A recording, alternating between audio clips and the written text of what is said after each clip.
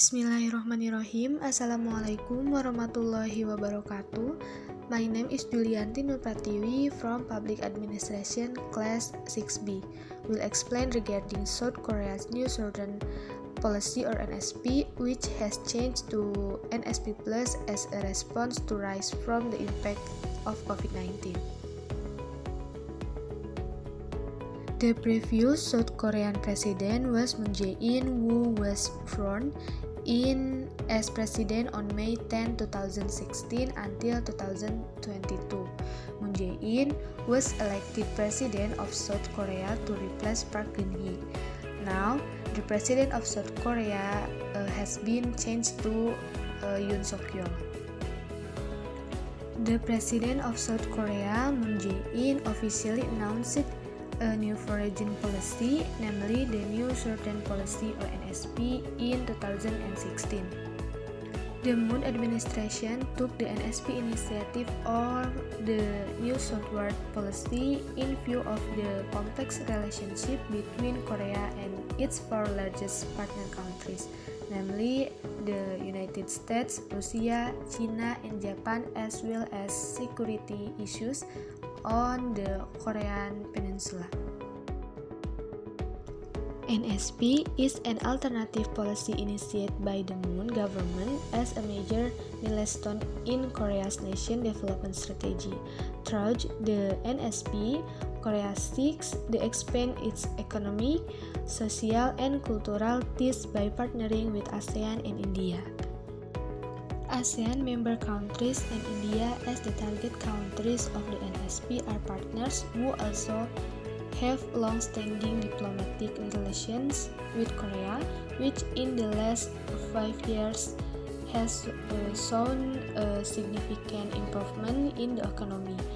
This is one of the reasons why ASEAN and India were chosen to be Korea's partners in this policy. NSP itself is carried out in accordance with its three main pillars, namely people, prosperity, and peace, or 3Ps. 1. Pillar people signifies the relationship between Korea, ASEAN, and India as a community that focuses on the people with people-to-people and minds-to-minds relationships in each of its agendas. 2. The pillar of prosperity signifies a community with mutually beneficial economic cooperation in the future to realize mutual prosperity. And 3. The peace pillar denotes a community that supports the regional peace and security agenda. The Korean government formally established a special presidential committee for the NSP in 2018, during which over the past 3 years several key programs have been introduced and implemented. As a relatively new initiative in the development of Korean foreign policy, the Moon government has seen dynamic change in the current world political constellation. ASEAN is primarily a regionalism in Southeast Asia, which is the goal of many multinational companies to establish subsidiaries and invest their shares. With a total population of 640 million people, a GDP or gross domestic product of USD 2.92 trillion, and an economic growth rate of 5.1% per 2018. This region has the most potential of any region in the world.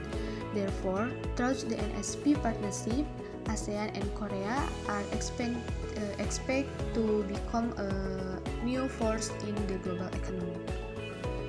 Unfortunately, in 2020, the COVID-19 pandemic has plagued almost all countries in the world, including Korea and ASEAN member countries.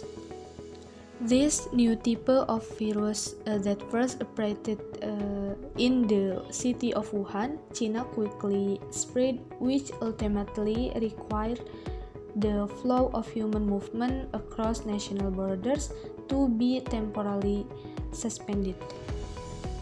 The impact of the cessation of human mobility caused the development of world GDP to experience a very significant decline to reach the percentage of 17 and 19% according to IMF or International Monetary Fund, that due to stagnation of trade flows between countries due to social restrictions.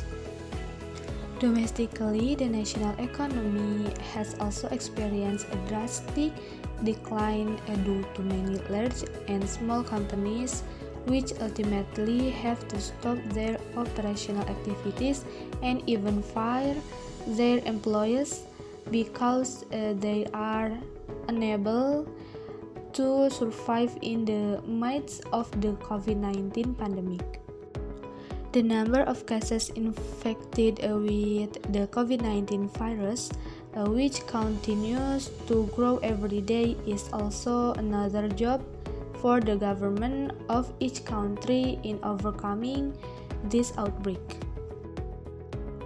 In the midst of the COVID-19 pandemic, Moon announced a strategy to strengthen new cooperation with the ASEAN, especially in dealing with the pandemic, and South Korea. The new policy is NSP+.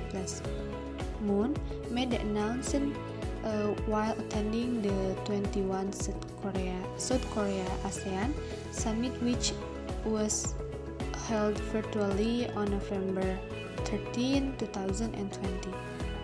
This upgraded version of the NSP is the response given by the Korean government to the outbreak of the COVID-19 virus pandemic, which has had a negative impact on many areas of cooperation, especially the economic sector for Korea and ASEAN.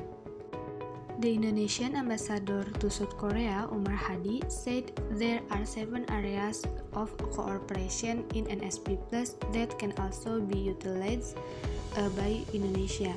1. Healthcare, education and human resource development, cultural exchange, business and investment platforms, rural and urban development, future industries, and non-traditional security issues.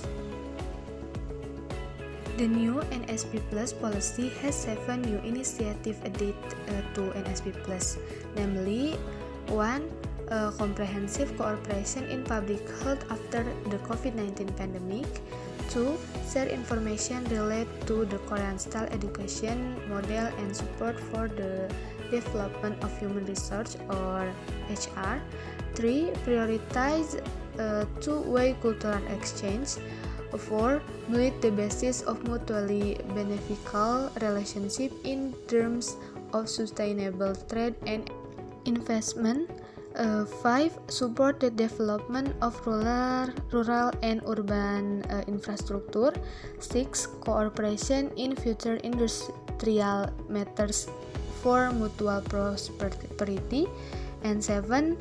As cooperation related to the promotion of safety and peace at the international level. That's all I can say about this South Korean NSP policy. Sorry if there are many mistakes and incorrect English pronunciation. Wassalamualaikum warahmatullahi wabarakatuh.